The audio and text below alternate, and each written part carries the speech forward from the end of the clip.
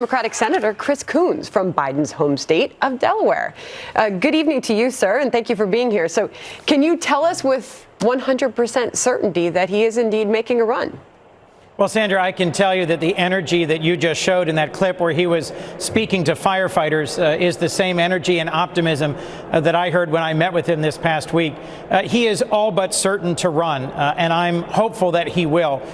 He's made all the important decisions in terms of his family, his values and priorities, and he's just putting the final pieces in place. I'd say he's 95% there. He and Jill need some time to reflect on it, pray on it. But I'm hopeful he's going to run, and I think in a few weeks we'll see an announcement. All right, once that question is out of the way, we know with certainty that he is running. Can he win? You know, I'm hopeful that he can. Joe Biden is a fighter. He knows what it means to get knocked down by life and get back up. You know, without even entering the race yet, he's already leading the pack of Democrats who have announced that they're running for president. But the New York Times seems to point out that the big question is whether or not Joe Biden can beat Trumpism. They write this, quote, "The possibility of defeating Trump without defeating Trumpism looms over Joe Biden's possible run for the 2020 Democratic nomination. The former vice president's not yet candidacy centers on his appeal to the white blue-collar workers who rejected Hillary Clinton in favor of Donald Trump. He believes he could have won them in 2016, and he thinks he can win them now." So how does he do that, Senator?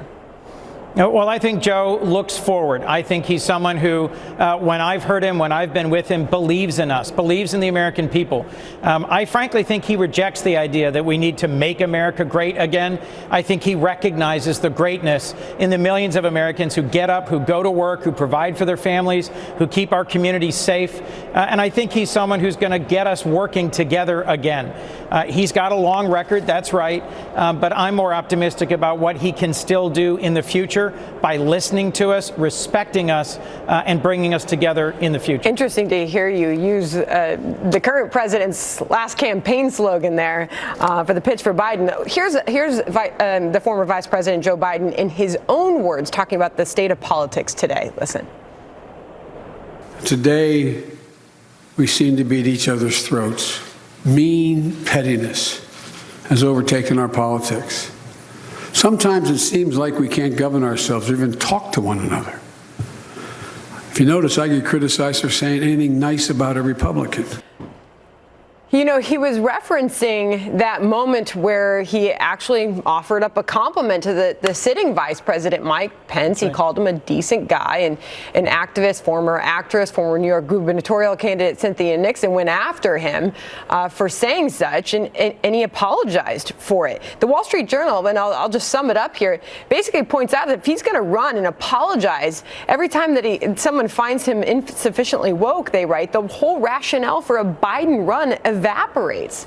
So what do you think about that? And we all did remember that moment in recent history with Joe Biden and responding to that criticism so quickly. Well, Joe and I have something in common. Having represented Delaware, he for 36 years, me for just over 8 years. We're from a state where we respect each other, where we get along, where Democrats and Republicans think our job is to produce real results for the people who we serve. And so I do think Joe is someone who doesn't walk in a room and assume that Republicans are evil or crazy, and instead thinks, how can I find a way to work across the aisle to deliver a solution that's actually going to matter for the American people? One of the other times he was recently criticized for saying something nice about a Republican. He was in Nebraska with former Senator Chuck Hagel, someone with whom he served and who was, I think, a real leader in national security policy. I don't think we should apologize for working across the aisle, but I do think we need to be clear-eyed about where we have differences in values.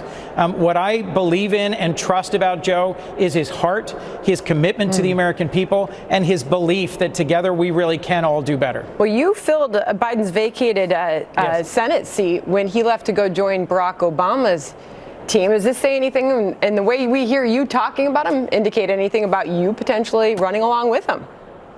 Well, I'd be stunned if there were a Delaware ticket.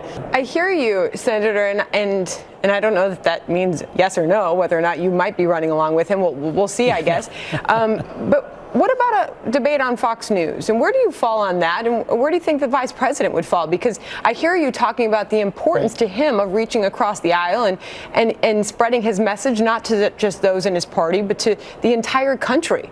So what about that? Well, as you know, I'm someone who comes on Fox News regularly. I appreciate the opportunity. I think it's important for us to speak to everyone we represent, and there's a whole lot of Fox News watchers in my state of Delaware.